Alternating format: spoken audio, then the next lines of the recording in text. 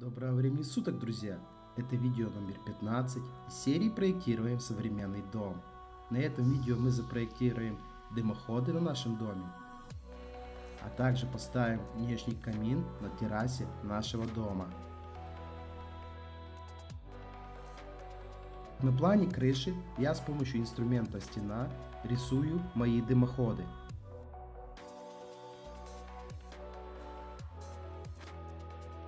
Моя задача сделать так, чтобы они были на 120 мм, то есть на толщину кирпича, шире, чем все мои отверстия для вентканалов и дымоходов на этаже ниже.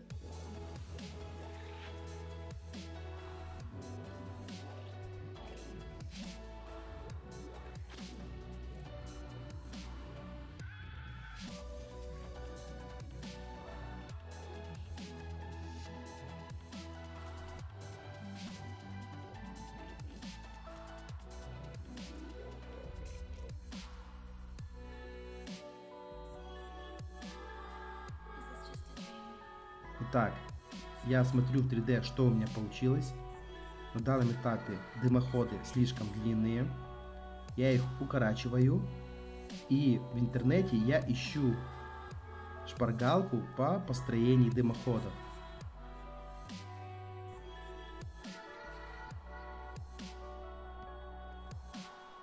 Я вижу расстояние между коньком и дымоходами, а также угол, на который их нужно снизить в случае большого расстояния. С помощью инструмента размер я измеряю расстояние между коньком и центральной осью моего дымохода. И в соответствии с этой шпаргалкой я буду вносить коррективы. То есть я вижу, что правый дымоход у меня находится слишком далеко от конька, поэтому я рисую линию с уклоном 10 градусов, и центральный конек дымохода должен пересекать эту линию. Соответственно, левый дымоход находится на меньшем расстоянии от конька, и его я понижать не буду, он будет такой же высоты, как и высота конька. С помощью инструмента крыша я хочу нарисовать верхнюю крышку для моего дымохода. Я беру, копирую крышу, уменьшаю ее толщину, и моя параллельная крыша с меньшей толщиной будет служить крышкой дымохода.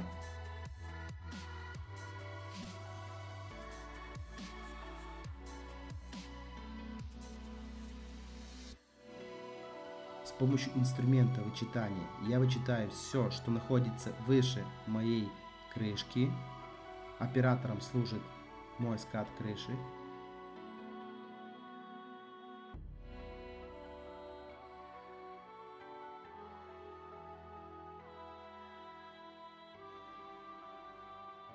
Теперь я возвращаюсь на план крыши и обрезаю мой скат, который ограничивает мой дымоход.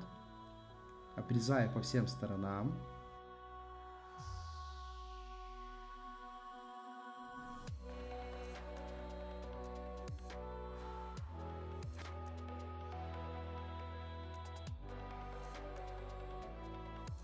И делаю мой скат, то есть мою крышку для дымохода, немного больше, скажем, на 60 мм.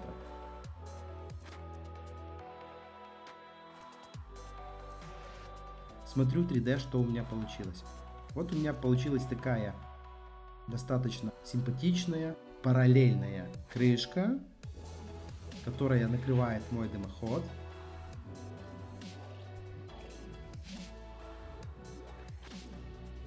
Такую же точно операцию я проделываю для правого дымохода. То есть опять же таки копирую мой скат крыши, делаю его намного тоньше, скажем 100 мм, обрезаю его под мой дымоход и с помощью операции вычитания вычитаю все, что находится выше моего ската или соответственно моей крышки дымохода. Опять же таки увеличиваю эту крышку немного на 60 мм И смотрю, что у меня получилось в итоге. У меня получились два таких дымохода, которые имеют сверху крышки, и эти крышки параллельны моим скатам крыши. Теперь я берусь за дымоход, который находится у меня на террасе.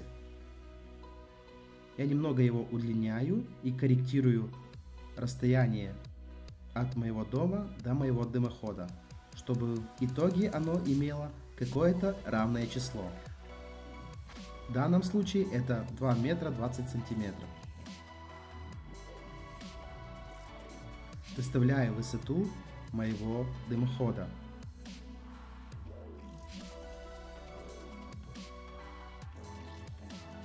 Теперь я хочу создать отверстие в моем дымоходе. С помощью инструмента перекрытия я рисую две плоскости. Эти две плоскости будут создавать отверстия в моем дымоходе. Меняю толщину этих плоскостей.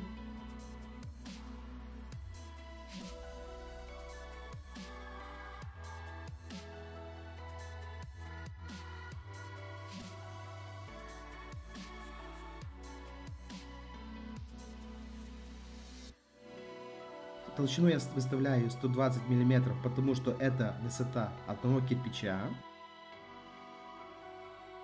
И опять же таки, с помощью инструмента вычитания я создаю отверстие в моем дымоходе. В данном случае дымоход не будет иметь параллельную крышку, потому что в образе дома я хочу, чтобы этот дымоход имел свой акцент, и он был не параллельным крыше нашего дома. Аналогично я создаю отверстие в дымоходе на крыше. То есть, опять же таки, я беру с помощью инструмента перекрытия, создаю отверстие. Отверстие имеет такую же точно толщину, как мои вентканалы и дымоходы на планах этажей. То есть я их копирую на план этажа, выставляю по ширине моих вентиляционных отверстий и копирую на план крыши.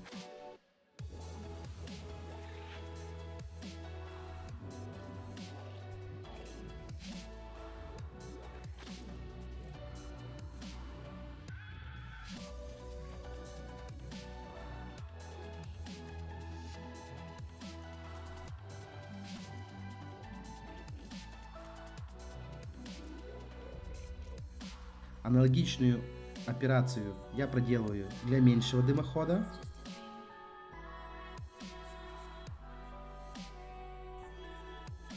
Смотрю на фасаде, что у меня получилось.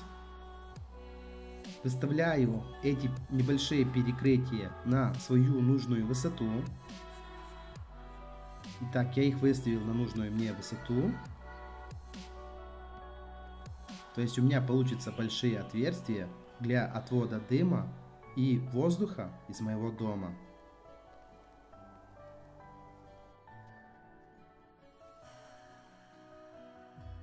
Повторяю операцию для правого дымохода. Эти перекрытия у меня служат инструментами-операторами, а сами дымоходы целевыми элементами. Вычитаю и прячу мои перекрытия.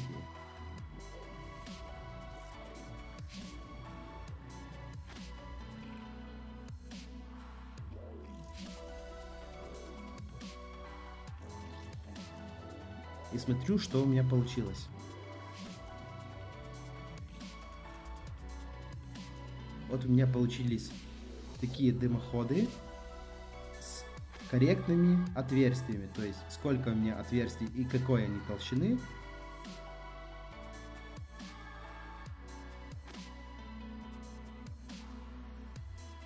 Соответственно, такие отверстия и такая толщина на самих дымоходах.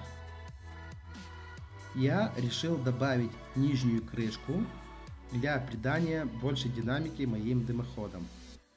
И для того, чтобы эти отверстия, скажем так, сделать более красивыми. Я пробую вычитать их, но у меня получается вот такая вот некрасивая проблема. Я должен в этом случае создать как бы двойной дымоход. То есть я копирую мою стенку. С помощью верхней крышки я вычитаю мою стенку вверх. С помощью нижней крышки я вычитаю мою стенку вниз. То есть получается у меня стенка ограничена верхней и нижней крышкой.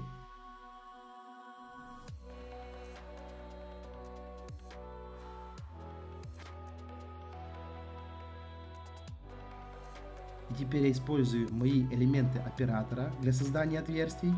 Выставляю корректно их высоту. Выполняю вычитание и прячу мои элементы оператора. Вычитаю существующий дымоход с помощью нижней крышки с вычитанием вверх. И у меня получается вот такой вот дымоход с корректными отверстиями. Аналогичную операцию я проделаю для малого дымохода. Смотрю на 3D, что у меня получилось. То есть у меня получились два дымохода с параллельными крышками для крыши и один, который будет иметь свой акцент и как бы противоставлять себя крыше моего дома. Теперь я создаю внешний камин на террасе моего дома. Я ставлю библиотечный элемент стандартный в программе Archicad камин.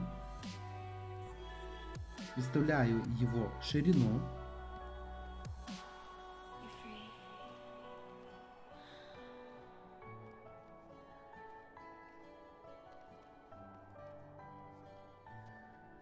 Смотрю, какие у меня расстояния.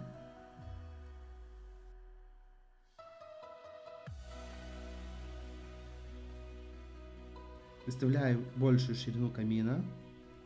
Смотрю в 3D, что у меня получилось. И, если честно, этот камин мне, скажем так, не очень нравится. Здесь достаточно маленькая топка, и она смотрится не так масштабно, как надо для такого большого пространства и для такого большого дымохода. То есть я хочу более масштабную топку, скажем так, более большую топку. У меня большая терраса, и я хочу, чтобы было видно больше огня в этом камине. Я расширяю немного этот камин.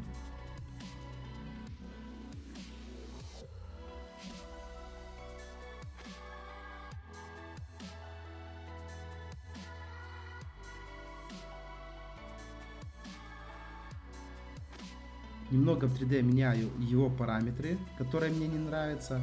То есть высоту верхней крышки, высоту, скажем, верхней топки. Это все я могу поменять. Я настраиваю этот камин под свой вкус.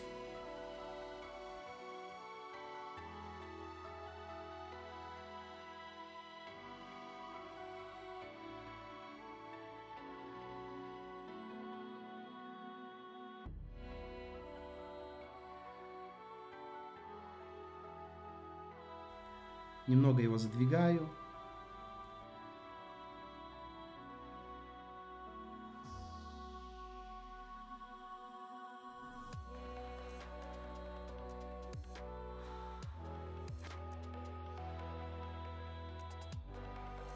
Я увеличиваю его высоту по той же простой причине, которую я озвучил ранее. Я хочу больше огня на террасе.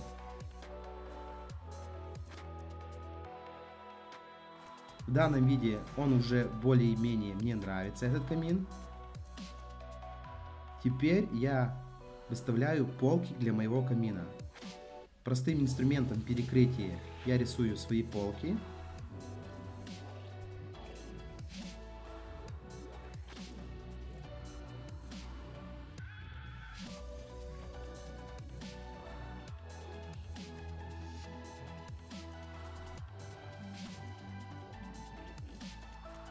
Полки нарисованы, я смотрю, какой они имеют вид в 3D.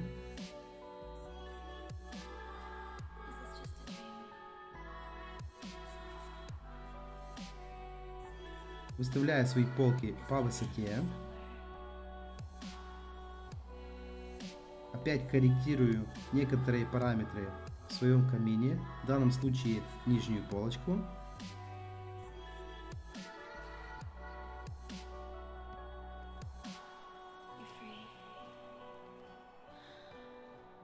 Выставляю свои полки.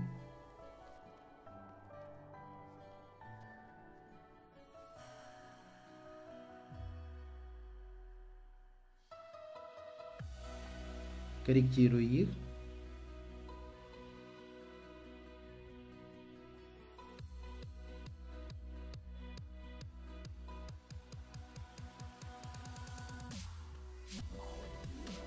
Корректирую высоту моего дымохода, чтобы потом в 3D и было какого-то наложения. Теперь я ставлю стойки для моих полок. Стойки я создаю тем же инструментом перекрытия, и я их ставлю на глаз. То есть все-таки это эскизный проект, я здесь не проектирую именно мой камин, а я его просто моделирую, для того, чтобы потом в 3D виде он имел хороший пропорциональный вид. А детальные чертежи можно потом будет создать на рабочем проекте.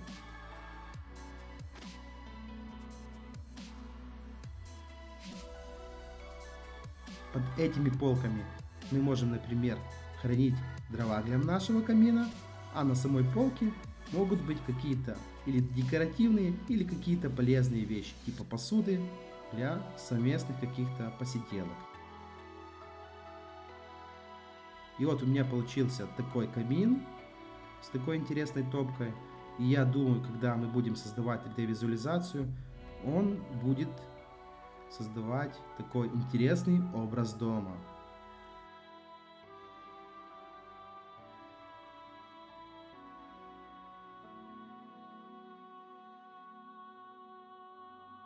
Теперь я рисую фундаменты для моего забора. Фундаменты я рисую опять же таки на глаз. Почему? Потому что по сути проектировать забор, если надо будет клиенту, можно уже потом на стадии рабочего проекта. Хотя такие заборы редко кто проектирует. В основном приходят рабочие и уже их делают по факту строительства дома. Выставляю высоту этого фундамента, то есть сам забор я создам в 3D Max. Но фундаменты под этот забор мне все-таки легче сделать в Archicad, сделать их быстро и на глаз. Эти расстояния я ставлю произвольно.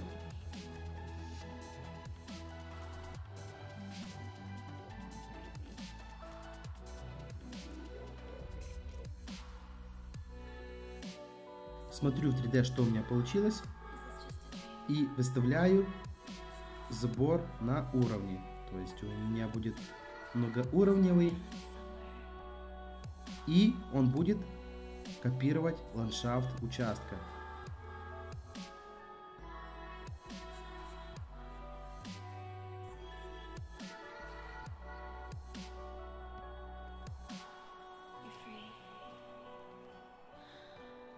Выставляю по участке мои фундаменты забора.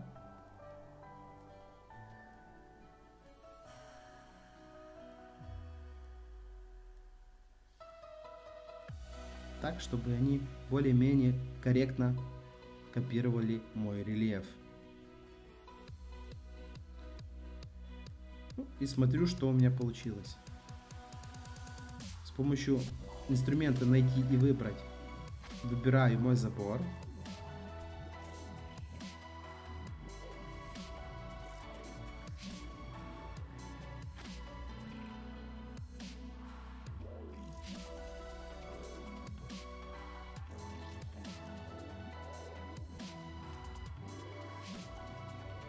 Группирую его и просто-напросто копирую на левую сторону участка. Смотрю, что у меня получилось.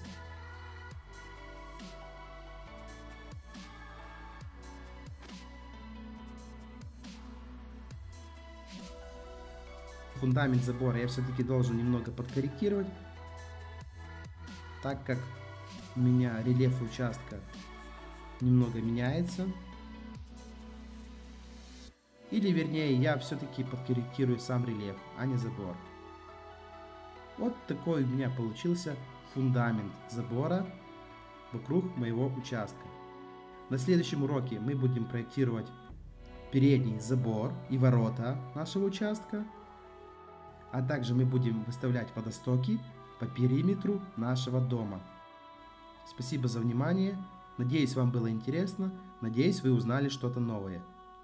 До новых встреч. Подписывайтесь на канал. Удачи вам!